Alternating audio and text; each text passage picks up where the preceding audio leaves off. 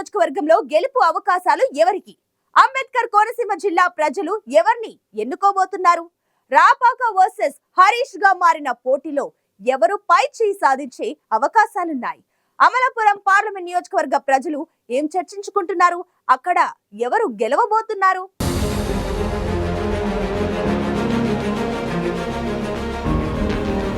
Amalapuram parliament నియోజకవర్గ ఎన్నిక ఈసారి ఎప్పుడూ లేనంత రసవత్తరంగా మారింది. ఎందుకంటే అమలాపురం ఓటర్లు భారీగా పోలింగ్ కేంద్రాలకు తరలివచ్చారు.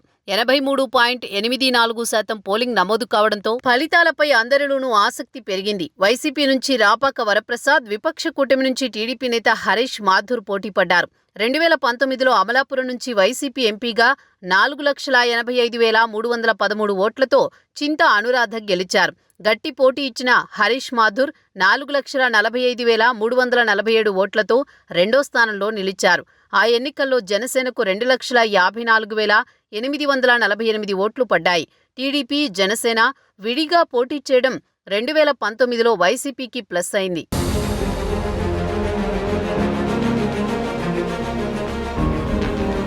అమలాపురం పార్లమెంటు నియోజకవర్గంలో ఈసారి మాత్రం వైసీపీకి గడ్డు పరిస్థితులు తప్పేలా లేవు.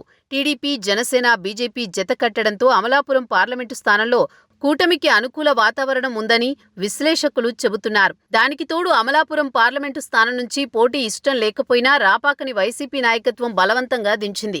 తనకు సిట్టింగ్ సీటు రాజోలు ఇస్తారని రాపాక ఆశించినా అమలాపురం ఎంపీ సీటు కేటాయించడంతో ఎన్నికల ప్రచారంపై కూడా రాపాక సరిగా దృష్టి పెట్టలేకపోయారన్న చర్చ నడుస్తోంది. మరోపక్క గత ఎన్నికలలో జనసేన విడిగా పోటీ చేసినా టీడీపీ నుంచి గట్టి పోటీ ఇచ్చారు హరీష్ మాథూర్.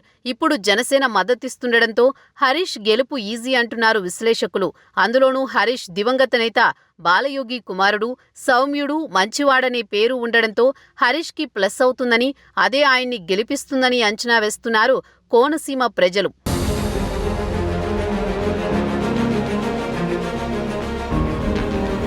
అంబేద్కర్ కోనసీమలో జరిగిన అల్లర్లు వైసీపీకి మైనస్ అవుతాయనే చర్చ ఉంది. కులాల వారీగా ఉన్న వర్గ సమీకరణాలు విపక్ష కూటమికి అనుకూలమంటున్నారు స్థానికులు. గంటి హరీష్ మాథూర్కు తన తండ్రి బాలయోగి ద్వారా బలహీన వర్గాల్లో అభిమానం, జనసేన పార్టీ మద్దతు తోడవడంతో కాపు ఓట్లు హరీష్కి కలిసొస్తాయన్న చర్చ జరుగుతోంది.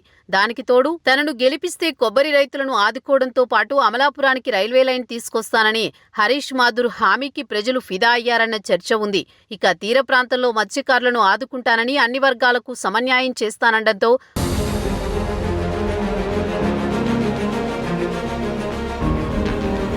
అమలాపురం పార్లమెంటు నియోజకవర్గ ప్రజల మొగ్గు హరీష్ వైపే ఉందంటున్నారు విశ్లేషకులు. ఎవరి అంచనాలు ఎలా ఉన్నా కోనసీమ ప్రజలు ఎవరికి జై కొట్టారో జూన్ 4న తేలబోతోంది.